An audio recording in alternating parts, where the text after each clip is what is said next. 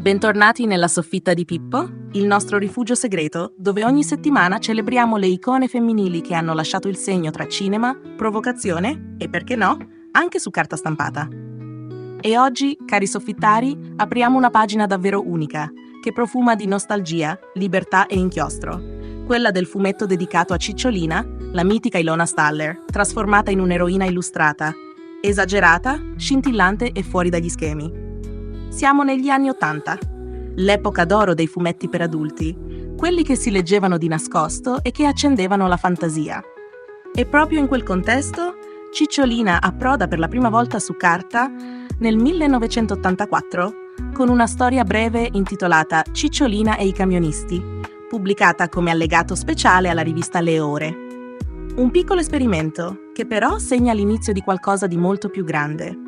Il progetto vero e proprio prende forma qualche anno più tardi, quando nel 1987, sull'onda della crescente popolarità di Ilona, pensate, proprio in quell'anno viene eletta alla Camera dei Deputati, nasce una serie di fumetti dedicata completamente a lei. Le prime storie vengono pubblicate a puntate sulla rivista Playmen e successivamente raccolte in un elegante volume illustrato intitolato Amore Libero, pubblicato nel 1991. Ma attenzione, non si tratta di un fumetto qualunque. Dietro c'è una squadra di autori d'eccellenza. Ai disegni troviamo Lucio Filippucci, alle chine Giovanni Romanini e ai testi Pietro Ubaldi. La meravigliosa copertina è firmata da Emanuele Taglietti, uno dei maestri della pittura illustrativa italiana.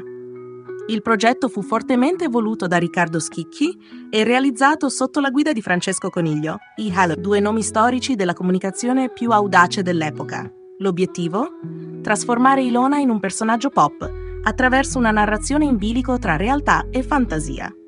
Nel fumetto, Cicciolina viene presentata come una sorta di dea dell'amore libero, scelta dagli dei per portare armonia e benessere in un mondo pieno di tensioni e conflitti. Accompagnata da un buffo cupido sotto forma di orsetto, attraversa situazioni sempre diverse, promuovendo una visione del mondo basata sul piacere, la pace e la spontaneità. Una delle trame principali racconta la sua battaglia contro la Lega della Moralità, un gruppo conservatore che tenta di censurare la sua voce radiofonica. Ma la nostra protagonista, aiutata dalla sua affascinante compagna Fosca, saprà ribaltare la situazione, diventando simbolo di libertà d'espressione e indipendenza. Il fumetto è ricchissimo di riferimenti alla vita reale di Ilona, dal programma notturno su Radio Luna alle sue posizioni politiche, passando per il suo ruolo da artista anticonformista.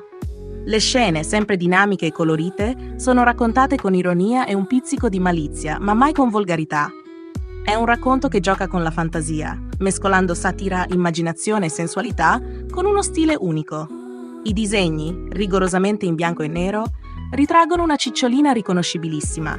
Lunghi capelli biondi, sguardo dolce e provocante e quel sorriso disarmante che tutti ricordiamo.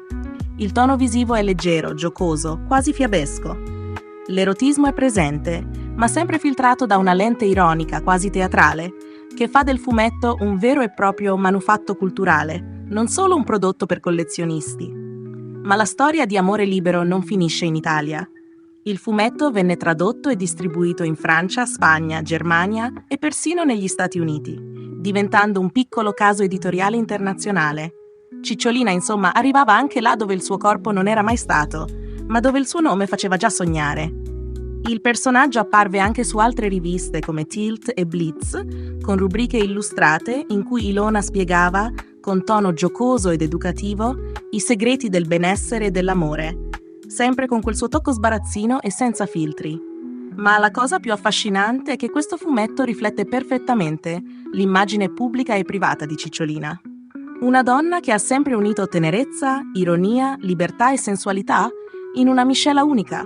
Una figura che ha saputo raccontarsi senza vergogna, reinventandosi tra palcoscenico, Parlamento e tavole disegnate.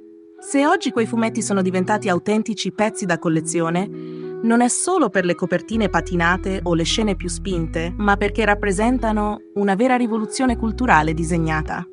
Un manifesto colorato di una libertà tutta italiana, con il volto e il corpo di una delle donne più chiacchierate, amate, contestate e indimenticabili del nostro tempo.